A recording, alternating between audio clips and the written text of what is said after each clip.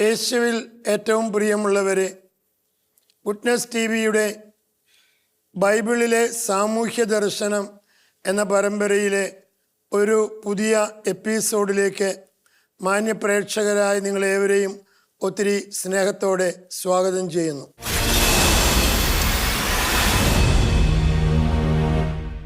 കഴിഞ്ഞ ആഴ്ചയിൽ നമ്മൾ ചിന്തിച്ചുകൊണ്ടിരുന്നത് വിജ്ഞാന ഗ്രന്ഥങ്ങളിലെ സാമൂഹ്യ ദർശനത്തെക്കുറിച്ചായിരുന്നു. വിജ്ഞാന ഗ്രന്ഥങ്ങളിലെ ആദ്യത്തെ ആ ഗ്രന്ഥമായ സുഭാഷിതങ്ങളിലുള്ള സാമൂഹ്യ ദർശനത്തിൻ്റെ ഭാഗങ്ങളാണ് നമ്മൾ സംസാരിക്കുന്നത്. പ്രത്യേകമായിട്ട് നീതി പ്രവർത്തിക്കുന്നതിനെക്കുറിച്ചും ന്യായത്തോടുകൂടി പെരുമാറുന്നതിനെക്കുറിച്ചും കള്ളത്രാസും കള്ളത്തൂക്കം എല്ലാം വെറുക്കുന്നതിനെക്കുറിച്ചെല്ലാം നമ്മളവിടെ വായിച്ചു.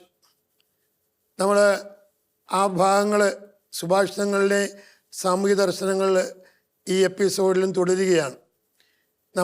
ഇന്ന് നമ്മളോടുകൂടെ ഈ വിഷയം കൈകാര്യം ചെയ്യുന്ന സ്നേഹബഹുമാനപ്പെട്ട ഫിലിപ്പ് തൈലച്ചനെ നിങ്ങളുടെ ഏവരുടെയും പേരിൽ ഒത്തിരി സ്നേഹത്തോടെ സ്വാഗതം ചെയ്യുന്നു.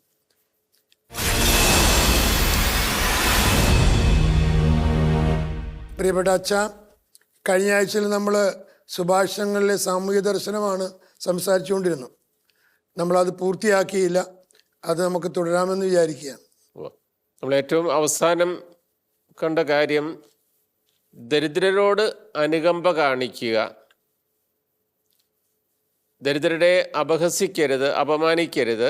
കാരണം ദരിദ്രനെയും സമ്പന്നനെയും സൃഷ്ടിച്ചത് ഒരാൾ തന്നെയാണ്. ദരിദ്രനെ അപഹസിക്കുന്നവൻ സൃഷ്ടാവിനെയാണ് അപഹസിക്കുന്നത്, പരിഹസിക്കുന്നത് എന്നൊക്കെയുള്ള ചില ചിന്തകളാണ് ഈ ബൈബിളിൽ സുഭാഷിതങ്ങളിലെ ചില ചിന്തകളാണ് നമ്മൾ അവസാനമായിട്ട് കണ്ടത്. അതുപോലെ തന്നെ ദരിദ്രനുമായിട്ട് പങ്കുവയ്ക്കുക, ഇല്ലാത്തവനുമായിട്ട് പങ്കുവയ്ക്കുക എന്നുള്ള ഒരു ചിന്ത സുഭാഷിതങ്ങളിൽ നമ്മൾ കാണുന്നുണ്ട്. അതുപോലെ തന്നെ വളരെ പ്രധാനപ്പെട്ട മറ്റൊരു ചിന്ത, ഒരു കാരണവശാലും ദരിദ്രനെ അപഹസിക്കരുത്, അതുപോലെ തന്നെ അവനെ മർദ്ദിക്കരുത്, അവനെ ഭീഷണിപ്പെടുത്തരുത്. 22-ാം അധ്യായം, അത് ഈ പ്രവാചക ഗ്രന്ഥങ്ങളിൽ നമ്മൾ കാണുന്ന ഒരു കാര്യമുണ്ട്. പലപ്പോഴും പ്രവാചകൻ കുറ്റപ്പെടുത്തുന്നതുണ്ട്. ദരിദ്രനെ മർദ്ദിക്കുന്നു, അവനെ ചൂഷണം ചെയ്യുന്നു, അവന് നീതി ലഭിക്കുന്നില്ല, അവന് വേണ്ടി നീതി നടപ്പാക്കുന്നില്ല തുടങ്ങിയ കാര്യങ്ങളുണ്ട്. പക്ഷെ ഇവിടെ അവനോട് എങ്ങനെ പെരുമാറണം, പോസിറ്റീവായിട്ട് ഉള്ള ഉപദേശമാണ്. 22-ാം അധ്യായം 22-23 ഒന്ന് വായിക്കാവൂ സുഭാഷിതങ്ങളുടെ.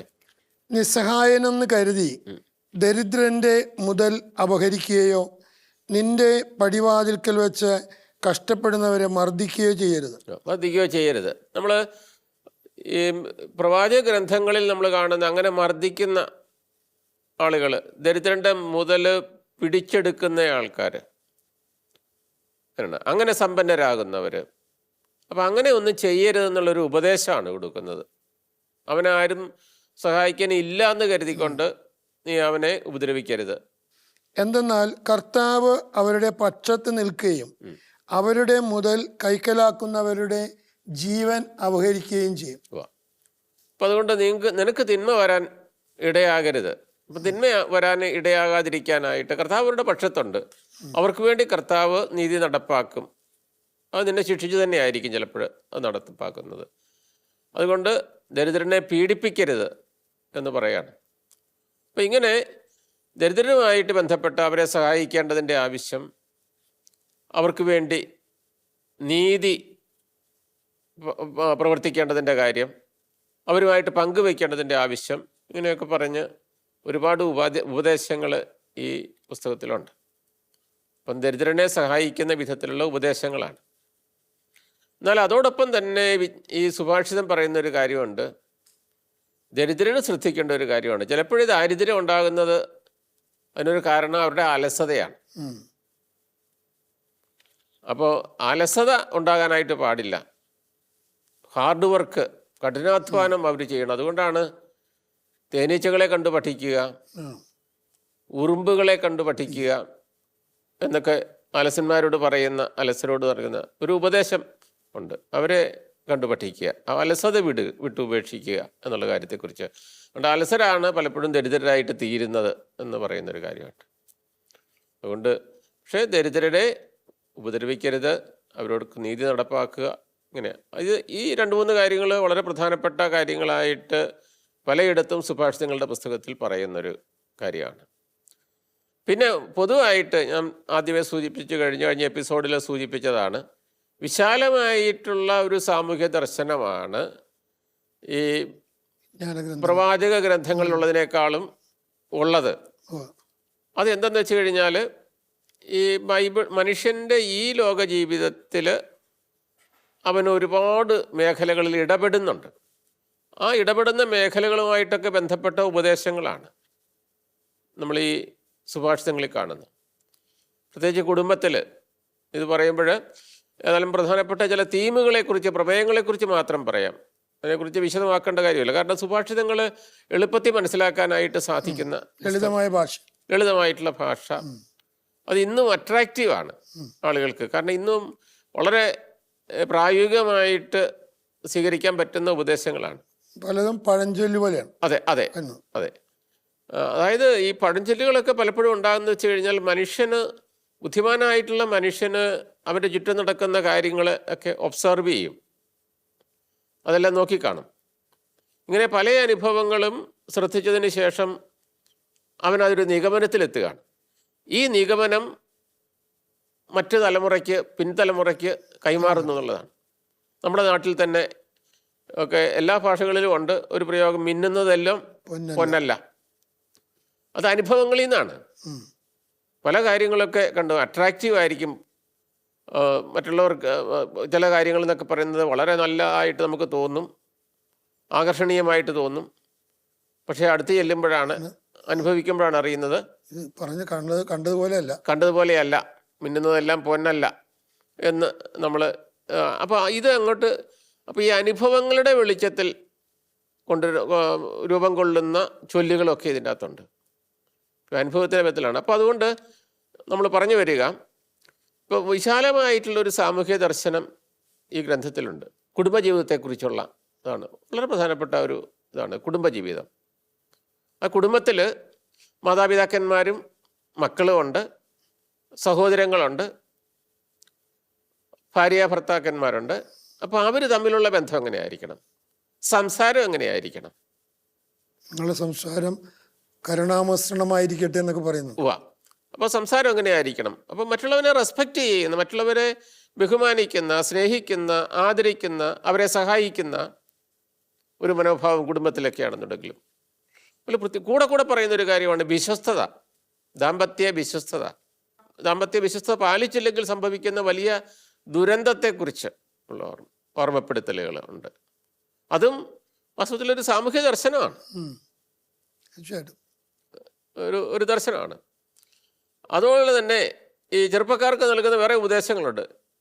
സുഹൃത്തുക്കളെ എങ്ങനെ തിരഞ്ഞെടുക്കുക, എങ്ങനെയുള്ള സുഹൃത്തുക്കളെയാണ് തിരഞ്ഞെടുക്കേണ്ടത്, നിങ്ങളുടെ സംഭാഷണം എങ്ങനെയായിരിക്കണം, അതുപോലെ നൈർമല്യം കാത്തു സൂക്ഷിക്കേണ്ടതായിട്ടുള്ള കാര്യങ്ങൾ, പ്യൂരിറ്റിയെക്കുറിച്ചുള്ള ഒരുപാട് ഉപദേശങ്ങളുണ്ട്. നിർമ്മലത, നിഷ്കളങ്കത പാലിക്കുക എന്നുള്ളൊരു. അതുപോലെ തന്നെ ഈ മദ്യത്തിൻ്റെ ഉപയോഗം, മദ്യം കലഹക്കാരനാണ്. അപ്പം ഇതെല്ലാം, അപ്പം മദ്യപാന് എന്താണ് സംഭവിക്കാൻ പോകുന്നത് എന്നുള്ള കാര്യത്തെക്കുറിച്ച് സുഭാഷിതങ്ങളിൽ മദ്യപാൻ ഒരിക്കലും ധനവാനാവുകയില്ല എന്നൊക്കെ പറയുന്നു. ധനവാനാവുകയില്ലെന്ന് മാത്രമല്ല, അത് കലഹത്തിലേക്ക് കൊണ്ടുകയാണ്, കുടുംബം കലക്കും. അതെ, അവനെ നശിപ്പിക്കും. ഇങ്ങനെയുള്ള കാര്യം ഇതെല്ലാം ഒബ്സർവ് ചെയ്തതിന് ശേഷമുള്ള, നിരീക്ഷിച്ചതിന് ശേഷമുള്ള ഇതാണ്. അതും സാമൂഹ്യമായിട്ടുള്ളൊരു ദർശനം നൽകുകയാണ്.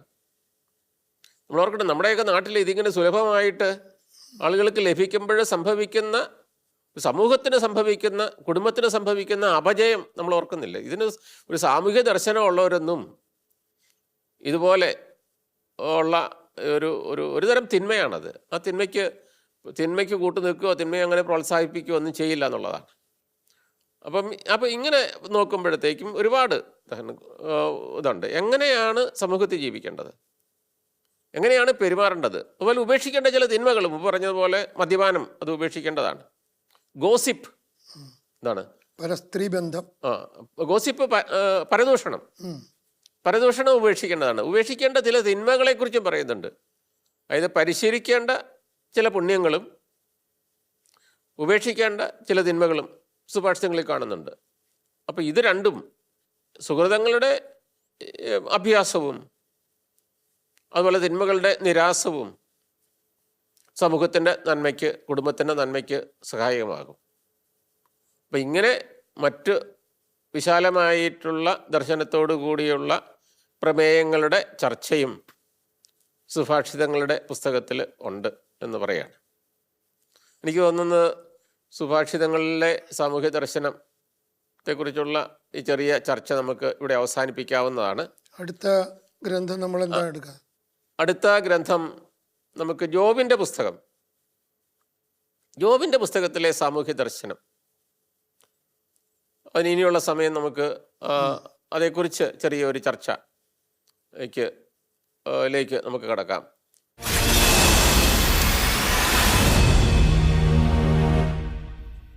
ജോബിൻ്റെ പുസ്തകം വിജ്ഞാന ഗ്രന്ഥങ്ങളിൽ പെടുന്ന ഒരു പുസ്തകമാണ്. ഈ പുസ്തകത്തിലെ പ്രമേയം സഫറിങ് ഓഫ് ദ ഇന്നസെന്റ്, നീതിമാന്റെ സഹനമാണ്. എന്തുകൊണ്ട് നീതിമാൻ സഹിക്കുന്നു? എന്തുകൊണ്ട് നീതിമാൻ സഹിക്കുന്നു, നിഷ്കളങ്കൻ സഹിക്കുന്നു എന്നുള്ള ആ ചോദ്യത്തെക്കുറിച്ചുള്ള, ആ ചോദ്യത്തെ ചുറ്റിപ്പറ്റിയുള്ള ഡിസ്കഷനാണ്, ചർച്ചയാണ് ഉള്ളത്. അപ്പോൾ ഈ ചർച്ചയ്ക്ക് ഇടയിൽ ഒരു സാമൂഹ്യ ദർശനത്തെക്കുറിച്ചുള്ള ചിന്തയും കടന്നു വരുന്നുണ്ട്. സാമൂഹ്യ ദർശന ചിന്ത വരുന്നുണ്ട്. അതായത് ജോബ് എന്ന മനുഷ്യൻ വലിയ പ്രതിസന്ധികളിലൂടെ കടന്നു പോകുന്നു എന്ന് അറിഞ്ഞ് അദ്ദേഹത്തിൻ്റെ 3 സുഹൃത്തുക്കൾ അദ്ദേഹത്തെ കാണാനായിട്ട് വരുന്ന ഒരു സംഭവം നമ്മൾ ജോബിൻ്റെ പുസ്തകത്തിൽ ആദ്യ ഭാഗത്ത് തന്നെ കാണുന്നുണ്ട്. ആശ്വസിപ്പിക്കാനായിട്ട് വരികയാണ്. ആശ്വസിപ്പിക്കാൻ വരുന്ന ഈ സുഹൃത്തുക്കൾ ആശ്വാസമൊന്നുമല്ല കൊടുക്കുന്നത്. അദ്ദേഹത്തിൻ്റെ കൂടെ ഈ അദ്ദേഹത്തിൻ്റെ ദുരവസ്ഥ കണ്ട് 7 ദിവസം അത് ചിന്തിക്കാൻ പോലും പറ്റാത്ത വിധത്തിലുള്ള അവർണ്ണനീയമായിട്ടുള്ള വേദന, ദുഃഖം ഒക്കെ മനസ്സിലാക്കി അദ്ദേഹത്തോടൊപ്പം നിലത്ത് 7 ദിവസം 7 രാത്രിയും 7 പകലും ഇങ്ങനെ അവർ നിലത്തിരുന്നു എന്നാണ് പറയുക. ആരും അങ്ങോട്ടും ഇങ്ങോട്ടും സംസാരിക്കാതെ ഇരുന്നു എന്നുള്ളതാണ് കാണുന്നത്. കാരണം അവർ ആദ്യം ഇദ്ദേഹത്തിൻ്റെ വേദന മനസ്സിലാക്കുകയാണ്. അപ്പോൾ ഇത് കഴിഞ്ഞിട്ട് നമ്മൾ കാണുന്നൊരു കാര്യം എന്ന് പറയുന്നത്, ജോബും 7 ദിവസം ഒന്നും ആരും സംസാരിച്ചില്ല. ആദ്യം ജോബാണ് സംസാരിക്കാൻ തുടങ്ങുന്നത്, വാതുറക്കുന്നത്. അപ്പം ജോബ് സംസാരിക്കാൻ തുടങ്ങുമ്പോൾ നമ്മളാരും പ്രതീക്ഷിക്കാത്ത വിധത്തിലുള്ളൊരു പൊട്ടിത്തെറിയാണ് നമ്മൾ കാണുന്നത്. ജീവിതം മടുത്ത പോലത്തെ രീതിയിലാണ് അദ്ദേഹം പറയുന്നൊരു കാര്യം. ജനിക്കാതിരുന്നെങ്കിൽ എന്നുള്ള അർത്ഥം വരത്തക്ക വിധത്തിലാണ് ഈ 3-ാം അധ്യായത്തിലൊക്കെ നമ്മൾ കാണുന്നൊരു കാര്യമാണ്. അപ്പം ഇത് കണ്ടപ്പോഴത്തേക്കും, ഇതിങ്ങനെ കേട്ട് കഴിഞ്ഞപ്പോഴത്തേക്കും ഈ അദ്ദേഹത്തിൻ്റെ സുഹൃത്തുക്കളൊക്കെ ഞെട്ടിപ്പോയി. കാരണം ജോബിൽ നിന്ന് പ്രതീക്ഷിച്ചില്ല. അപ്പോൾ ഓരോരുത്തരും ജോബിൻ്റെ സഹനത്തെക്കുറിച്ച്, അതിൻ്റെ കാരണത്തെക്കുറിച്ച് അന്വേഷിക്കുകയാണ്. ജോബോട് സംസാരിക്കുകയാണ്, ഓരോ കാരണം പറയുകയാണ്. എന്തുകൊണ്ടാണ്? അതിൽ ഒന്ന്, ഒരു 3 പേരും പറയുന്ന ഒരു കാര്യമാണ്. ഈ ജോബുമായിട്ടുള്ള സംഭാഷണമാണ് പിന്നീട് നീണ്ട അധ്യായങ്ങൾ. അതിന് ജോബ് നൽകുന്ന മറുപടി, ഇങ്ങനെയുള്ള രീതിയിലാണ് ഈ കഥ അവതരിപ്പിക്കുന്നത്. വാദപ്രതിവാദമാണ്, ഒരു കോടതി നടക്കുന്ന പോലെയാണ്. അപ്പം ജോബിനെ കുറിച്ച് പറയുന്ന ഒരു കാര്യം, അതിൻ്റെ കാരണങ്ങൾ, ജോബിൻ്റെ സഹനത്തിന് കാരണമുണ്ടെന്നാണ് ഇവർ പറയുന്നത്. കാരണം ദൈവം അങ്ങനെ ഒരുത്തനെ ശിക്ഷിക്കല. കുറ്റം ചെയ്ത ഒരാൾക്ക് ശിക്ഷയും അതുപോലെ നന്മ പ്രവർത്തിക്കുന്ന ആൾക്ക് പ്രതിസമ്മാനം കൊടുക്കുക എന്നുള്ള നീതിയാണ്. ഇതാണ് അവരുടെ ഒരു ചിന്ത. അത് നമ്മൾ സാധാരണഗതിയിൽ ചിന്തിക്കുന്ന ഒരു കാര്യമാണ്, സ്വാഭാവികമായിട്ടുള്ള ഒരിതാണ്. അപ്പോൾ അങ്ങനെയെങ്കിൽ ജോബ് ഇത്രമാത്രം സഹിക്കുന്നുണ്ടെങ്കിൽ ജോബ് എന്തെങ്കിലും കുറ്റം ചെയ്തിട്ടുണ്ടെന്നുള്ളതാണ്. ജോബ് സമ്മതിക്കുന്നില്ലെന്ന് മാത്രമേ ഉള്ളൂ, പക്ഷേ ജോബ് എന്തെങ്കിലും കുറ്റം ചെയ്തിട്ടുണ്ട്. അപ്പം അങ്ങനെ ജോബ് ചെയ്ത കുറ്റം ഇന്നൊക്കെ ആയിരിക്കും എന്ന് ഓരോരുത്തരും പറയുകയാണ്. നീ അങ്ങനെ ചെയ്തിട്ടുണ്ടാകാം, ഇങ്ങനെ ചെയ്തിട്ടുണ്ടാകാം, അങ്ങനെ പറയുന്ന കൂട്ടത്തിൽ സാധ്യതകളാണ്. അങ്ങനെ പറയുന്ന കൂട്ടത്തിൽ അദ്ദേഹത്തിൻ്റെ ഒരു സുഹൃത്ത് എലിഫാസ് എന്ന് പറയുന്ന സുഹൃത്ത് ജോബിനോട് പറയുന്ന ഒരു കാര്യമുണ്ട്, നീ നീതി പ്രവർത്തിച്ചിട്ടില്ല. യോബിനെ കുറിച്ച് ബൈബിൾ പറയുന്നത് നീതിമാൻ എന്നാണ്. നീതിമാൻ എന്നാണ് പറയുന്നത്. പക്ഷേ നീ നീതി പ്രവർത്തിച്ചിട്ടില്ല എന്നാണ് അദ്ദേഹം പറയുന്നത്. 22-ാം അധ്യായം, ജോബിൻ്റെ പുസ്തകം 22-ാം അധ്യായം 6 മുതൽ 9 വരെയുള്ള വാക്യങ്ങളിൽ ജോബിന് സാമൂഹ്യമായിട്ടുള്ള ഒരു കമ്മിറ്റ്മെൻ്റ്, ഒരു സമർപ്പണമില്ല. എന്ന് പറഞ്ഞാൽ സമൂഹത്തിൽ കർത്താവ് ആവശ്യപ്പെടുന്ന വിധത്തിൽ പതിതരോട്, പാവപ്പെട്ടവരോട് ഒരു കരുണ കാണിക്കുകയോ അനാഥരെയും ദരിദ്രരെയും പരിപാലിക്കുകയോ ഒന്നും ചെയ്തിട്ടില്ല എന്നുള്ള ഒരു കുറ്റപ്പെടുത്തൽ ആണ് പറയുന്നത്. അതാണ് അദ്ദേഹത്തിനെതിരെയുള്ള ഒരു ആരോപണം. ഒന്ന് വായിക്കാവോ? നീ സഹോദരരിൽ നിന്ന് അകാരണമായി പണയം ഈടാക്കി, വസ്ത്രം ഊരിയെടുത്ത് നീ അവരെ നഗ്നരാക്കി, ക്ഷീണിച്ചവന് നീ ദാഹജലം നൽകിയില്ല, വിശക്കുന്നവന്റെ അപ്പം പിടിച്ചു വയ്ക്കുകയും ചെയ്തു. ബലവാൻ ഭൂമി കൈവശപ്പെടുത്തുകയും സമ്പന്നൻ അവിടെ പാർക്കുകയും ചെയ്തു. വിധവകളെ നീ വെറും കൈയോടെ പറഞ്ഞയച്ചു, അനാഥരുടെ ഭുജങ്ങൾ തകർക്കുകയും ചെയ്തു. അതുകൊണ്ട് നിന്നെ കെണികൾ വലയം ചെയ്തിരിക്കുന്നു, ക്ഷിപ്രഭീതി നിന്നെ കീഴ്പ്പെടുത്തിയിരിക്കുന്നു. പിന്നെ കെണികൾ വലയം ചെയ്തിരിക്കുന്നതിൻ്റെ കാരണം എന്താണെന്ന് വെച്ച് കഴിഞ്ഞാൽ, ഈ എലിഫാസ് പറയുന്ന 3-ാമത്തെ സുഹൃത്താണ്. എലിഫാസ് പറയുന്ന ഒരു കാര്യമാണ്, നിന്റെ ദുഷ്ടതയാണ്, നിന്റെ അകൃത്യങ്ങളാണ് ഇതിന് കാരണം. എന്നിട്ട് അകൃത്യങ്ങൾ ഓരോന്ന് പറയാണ്. സഹോദരരിൽ നിന്ന് അകാരണമായി പണയമിടാക്കി, വസ്ത്രം ഊരിയെടുത്ത് നീ അവരെ നഗ്നരാക്കി എന്ന് ഒക്കെ പറയുമ്പോഴത്തേക്കും, അതായത് പുറങ്കുപ്പായം ഒക്കെ എടുത്തതിൻ്റെ ആയിരിക്കും, പണയം വെച്ച പുറങ്കുപ്പായം എടുത്തെന്നുള്ള ഒരു കാര്യമായിരിക്കും ഉദ്ദേശിക്കുന്നത്. നീ ക്ഷീണിച്ചവന് ദാഹജലം നൽകുകയില്ല, വിശക്കുന്നവൻ്റെ അപ്പം പിടിച്ചു വയ്ക്കുകയും ചെയ്തു. അത് പഴയ നിയമത്തിൽ നമ്മൾ ഇവരുടെ പ്രവാചകന്മാരുടെ പുസ്തകത്തിൽ പ്രവാചകൻ ആരോപിക്കുന്ന ചില കുറ്റങ്ങളാണ്. ഈ സമ്പന്നരുടെ നേരെ ആരോപിക്കുന്ന കുറ്റമാണ് ഇവിടെ ആരോപിക്കുന്നത്. അപ്പോൾ ഇവിടെ അതുപോലെ തന്നെ ബലവാൻ ഭൂമി കൈവശപ്പെടുത്തുകയും സമ്പന്നൻ അവിടെ പാർക്കുകയും ചെയ്തു. അപ്പം നമുക്ക് തോന്നാം, ബലവാന് ഭൂമി അവകാശപ്പെടുത്തിയതിൻ്റെ പേരിൽ സമ്പന്നൻ അവിടെ പാർത്തു, അതിന് ജോബ് എന്ത് ചെയ്യണം എന്ന് നമുക്ക് തോന്നാം, വല്ലതും ചെയ്തെന്ന് വിചാരിച്ചുകൊണ്ട്. പക്ഷേ ജോബിൻ്റെ പുസ്തകം നമ്മളെ ഓർമ്മിപ്പിക്കുന്ന ഒരു കാര്യം, ജോബ് ഒരു ന്യായാധിപനായിട്ടായിരുന്നു. അപ്പം അത് ജോബിൻ്റെ പുസ്തകത്തിൽ നമ്മൾ കാണുന്നൊരു കാര്യമാണ്. ജോബ് ഈ തകർച്ചയിലൂടെ കടന്നു പോകുന്നതിന് മുമ്പായിട്ട് ജോബിനെ എല്ലാവരും റെസ്പെക്റ്റ് ചെയ്തിരുന്നു, ബഹുമാനിച്ചിരുന്നു. അദ്ദേഹം ഈ നഗര കവാടത്തിലേക്ക് നീതി നടപ്പാക്കാനായിട്ടുള്ള ഒരു വരവുണ്ട്. അങ്ങനെ പ്രഭാതത്തിൽ നീതി നടപ്പാക്കാനായിട്ട് അദ്ദേഹം വരുമ്പോൾ, അദ്ദേഹത്തെ കാണുമ്പോൾ ചെറുപ്പക്കാരും പ്രഭുക്കന്മാരും എല്ലാം എഴുന്നേറ്റ് ആദരവ് കാണിക്കുന്ന, ന്യായാധിപന്മാരെ നീതി നടപ്പാക്കുന്നത് നഗര കവാടത്തിലാണ്. അപ്പോൾ അദ്ദേഹം ഒരു നഗര കവാടത്തിൽ നീതി നടപ്പാക്കുന്ന ഒരു വ്യക്തിയായിട്ടാണ്, ന്യായാധിപനായിട്ടാണ് അദ്ദേഹത്തെ ഇവിടെ അവതരിപ്പിക്കുന്നത്. അപ്പോൾ അവിടെ അതുകൊണ്ടാണ് ബലവാൻ ഭൂമി കൈവശപ്പെടുത്തുകയും സമ്പന്നൻ അവിടെ പാർക്കുകയും ചെയ്തു, നീ അതിന് നീതിപൂർവം ഒരു ഇടപെടൽ നടത്തിയില്ല എന്നുള്ള അർത്ഥത്തിലാണ്. വിധവകളെ നീ വെറും കൈയോടെ പറഞ്ഞയച്ചു, അനാഥരുടെ ഭുജങ്ങൾ തകർക്കുകയും ചെയ്തു. അപ്പം നീ ചെയ്യേണ്ട കാര്യങ്ങൾ ദരിദ്രരോട്, അനാഥരോട്, വിധവകളോട് ഒക്കെ നീ കരുണ കാണിച്ചില്ല. അതായിരിക്കും നിന്റെ ഈ സഹനത്തിന് കാരണം എന്ന് പറയുമ്പോഴത്തേക്കും ഒരു ദർശനം ഉണ്ടായിരുന്നു, സാമൂഹ്യ ദർശനം. ഇതൊക്കെ ഇങ്ങനെ ചെയ്യേണ്ടതാണ്, ഇത് ചെയ്തില്ല എന്നാണ്. ഇതൊരു കുറ്റാരോപണമാണ് കേട്ടോ. സാറ് പറഞ്ഞതുപോലെ ആ കുറ്റാരോപണം ശരിയായിട്ടുള്ള കുറ്റാരോപണമല്ല.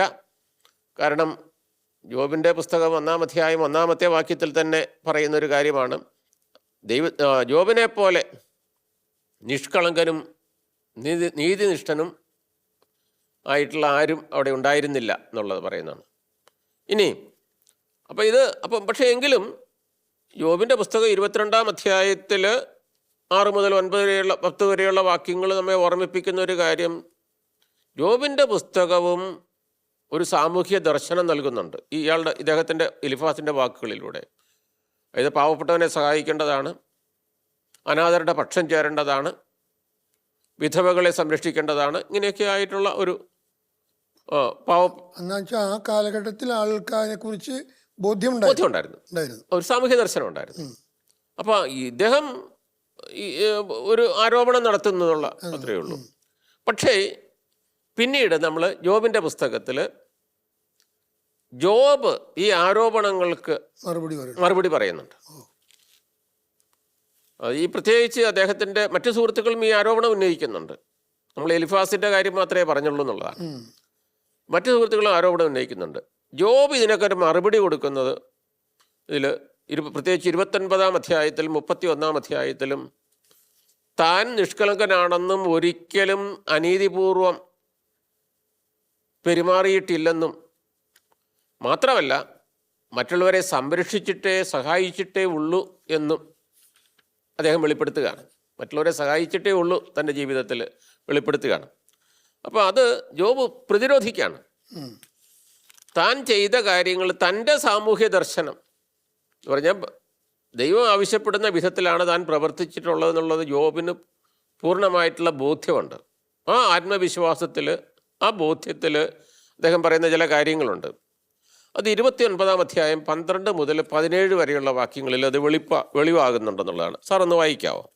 എന്തെന്നാൽ നിലവിളിക്കുന്ന ദരിദ്രനെയും നിരാശ്രയനായ അനാഥനെയും ഞാൻ രക്ഷിച്ചു.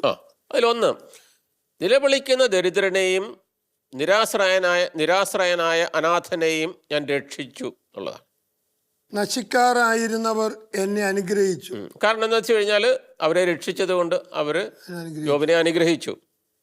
വിധവയുടെ ഹൃദയം ആനന്ദഗീതം ആലപിക്കാൻ ഞാൻ ഇടയാക്കി. അപ്പം വിധവകളോട് അദ്ദേഹത്തിനുള്ളൊരു പരിഗണന, അവരെ അദ്ദേഹം സംരക്ഷിച്ചു എന്നുള്ളതാണ്. നിരാശയിൽപ്പെട്ടവർ പ്രത്യാശയിലേക്ക് അദ്ദേഹം കൊണ്ടുവന്നു. ഞാൻ നീതി അണിഞ്ഞു, അതെന്നെ ആവരണം ചെയ്തു. അതാണ്, അതായത് ഞാൻ നീതി അണിഞ്ഞു എന്ന് പറയുന്നത് അത് നമ്മൾ ബൈബിളിൽ കാണുന്ന ഒരു കാര്യമാണ്. നീതി അണിയുക, സത്യം അണിയുക എന്ന് പറയുമ്പോഴത്തേക്ക് സത്യത്തെ ധരിക്കുക എന്നുള്ള അർത്ഥത്തിലാണ്. അപ്പോൾ അതിൻ്റെ അർത്ഥം എന്ന് വെച്ച് കഴിഞ്ഞാൽ നീതി എൻ്റെ ജീവിതത്തിൻ്റെ ഭാഗമാണ് എന്ന് ഓർമ്മിപ്പിക്കാൻ വേണ്ടി ഞാൻ നീതി അണിഞ്ഞു എന്ന് പറയുമ്പോഴത്തേക്കും എൻ്റെ ജീവിതത്തിൽ നിന്നും നീതിയെ മാറ്റാനായിട്ട് പറ്റാത്ത വിധത്തിൽ ഞാനും നീതിയുമായിട്ട് ഒരു അഭേദ്യമായിട്ടുള്ള ബന്ധമുണ്ട് എന്നുള്ളതാണ്. നീതി എനിക്ക് അങ്കിയും തലപ്പാവുമായിരുന്നു. നീതി എനിക്ക് അങ്കിയും തലപ്പാവും ആയിരുന്നു എന്നുള്ളതാണ്. ഞാൻ കുരുടന് കണ്ണുകളും മുടന്തന് കാലുകളുമായിരുന്നു. ദരിദ്രർക്ക് ഞാൻ പിതാവായിരുന്നു. എനിക്ക് അപരിചിതനായവന്റെ വ്യവഹാരം ഞാൻ നടത്തി. ഞാൻ ദുഷ്ടന്റെ ദംഷ്ട്രങ്ങൾ തകർക്കുകയും അവന്റെ പല്ലിനിടയിൽ നിന്ന് ഇരയെ മോചിപ്പിക്കുകയും ചെയ്തു. ഓക്കെ, അത്രയും മതി. അപ്പം ഇദ്ദേഹം ചെയ്തിട്ടുള്ള കാര്യങ്ങൾ നോക്കണം. അദ്ദേഹത്തിൻ്റെ സാമൂഹ്യ ദർശനം, അദ്ദേഹം ചെയ്ത കാര്യങ്ങൾ, ഇത് ചെയ്യേണ്ട കാര്യങ്ങൾ അദ്ദേഹം ചെയ്തു. പ്രത്യേകിച്ച് ഒരു ന്യായാധിപനെന്നുള്ള നിലയിൽ അദ്ദേഹം ചെയ്യാനുള്ളത് മുഴുവനും ചെയ്തു എന്ന് കാണിക്കുകയാണ് അർത്ഥത്തിൽ. അപ്പോൾ ഇവിടെ അദ്ദേഹത്തിൻ്റെ സാമൂഹ്യ ദർശനം കൂടിയാണ്. അപ്പോൾ ഇതിലൂടെ ബൈബിളിലെ സാമൂഹ്യ ദർശനം വെളിപ്പെടുത്തുകയാണ്. മാത്രമല്ല അദ്ദേഹത്തിൻ്റെ ആത്മവിശ്വാസം ഇതേക്കുറിച്ചിട്ടുള്ളതാണ്. 31-ാം അധ്യായത്തിൽ 5 മുതലുള്ള വാക്യങ്ങളിൽ അദ്ദേഹത്തിൻ്റെ ആത്മവിശ്വാസം വെളിപ്പെടുത്തുന്നതാണ്. അദ്ദേഹത്തിൻ്റെ പ്രസംഗത്തിൽ ഞാൻ കപടതയോടുകൂടെ സഞ്ചരിക്കുകയും എൻ്റെ പാദങ്ങൾ വഞ്ചന പ്രവർത്തിക്കാൻ വെമ്പൽ കൊള്ളുകയും ചെയ്തിട്ടില്ല. ദൈവം എൻ്റെ നിഷ്കളങ്കത അറിയേണ്ടതിന് എന്നെ കപടമില്ലാത്ത ത്രാസിൽ തൂക്കി നോക്കട്ടെ. അപ്പൊ നമുക്ക് സമയമായിരുന്നുണ്ടെങ്കിൽ നമുക്ക് ഒരു വാക്യം വായിക്കാം. ഞാൻ വഴിതെറ്റിപ്പോയിട്ടുണ്ടെങ്കിൽ, കാണുന്നതിലെല്ലാം ഞാൻ അഭിലാഷം പൂണ്ടിട്ടുണ്ടെങ്കിൽ, എൻ്റെ കരങ്ങൾ കളങ്കിതമാണെങ്കിൽ, ഞാൻ വിതച്ചത് അന്യൻ അനുഭവിക്കട്ടെ. അപ്പം പിന്നീട് ഉള്ളത് നമുക്ക് പിന്നീട് അല്ലേ. അതായത് അദ്ദേഹത്തിന്റെ ആത്മവിശ്വാസമാണ്. ഒരിക്കലും താൻ അനീതി പ്രവർത്തിച്ചിട്ടില്ല എന്നുള്ള കാര്യം അദ്ദേഹം പറയാൻ തുടങ്ങുകയാണ്. പിന്നെ അദ്ദേഹത്തിന് അത്രമാത്രം ബോധ്യമുണ്ട് തന്നെ കുറിച്ച് തന്നെ. യേശുവിൽ ഏറ്റവും പ്രിയമുള്ളവരെ, നമ്മൾ ഈ എപ്പിസോഡ് ഇവിടെ അവസാനിപ്പിക്കുകയാണ്. നമ്മൾ ഇന്ന് ചിന്തിച്ചുകൊണ്ടിരുന്നത് സുഭാഷിതങ്ങളിലെ സാമൂഹ്യ ദർശനത്തെക്കുറിച്ചായിരുന്നു. തുടർന്ന് നമ്മൾ ജോബിൻ്റെ പുസ്തകത്തിലെ സാമൂഹ്യ ദർശനത്തിലേക്ക് പ്രവേശിച്ചു. ജോബ് അനുഭവിക്കുന്ന എല്ലാ പീഡനങ്ങളുടെയും കാരണം അദ്ദേഹത്തിൻ്റെ സുഹൃത്തുക്കൾ അദ്ദേഹത്തിൻ്റെ അനീതി കൊണ്ടൊക്കെയാണെന്നൊക്കെ കുറ്റപ്പെടുത്തുന്ന ഒരു ഭാഗം നമ്മൾ വായിച്ചു കേട്ടു. പക്ഷെ അതിന് മറുപടിയായിട്ട് താൻ നിഷ്കളങ്കനാണെന്നും താൻ നീതി പ്രവർത്തിച്ചിട്ടുണ്ടെന്നും അവകാശവാദം ഉന്നയിക്കുന്ന ജോബിനെയും നമ്മൾ കണ്ടു. നമ്മൾ ഇത്രയും സമയം ഈ കാര്യങ്ങൾ നമ്മളുമായിട്ട് പങ്കുവെച്ച സ്നേഹബഹുമാനപ്പെട്ട ഫിലിപ്പ് തയ്യലച്ചനെ നിങ്ങളുടെ ഏവരുടെയും പേരിൽ ഒത്തിരി സ്നേഹത്തോടെ നന്ദി പറയുന്നു. നിങ്ങളുടെ വിലയേറിയ അഭിപ്രായങ്ങളും നിർദ്ദേശങ്ങളും ഞങ്ങൾക്ക് എഴുതുക. കത്തുകൾ അയക്കേണ്ട വിലാസം: ദ പ്രൊഡ്യൂസർ, ബൈബിളിലെ സാമൂഹ്യ ദർശനം, goodness TV, divine vision complex, Muringoor PO, Chalakudy 680309. മറ്റൊരു എപ്പിസോഡിൽ നമ്മൾ കണ്ടുമുട്ടാമെന്ന പ്രതീക്ഷയോടെ നന്ദി, നമസ്കാരം.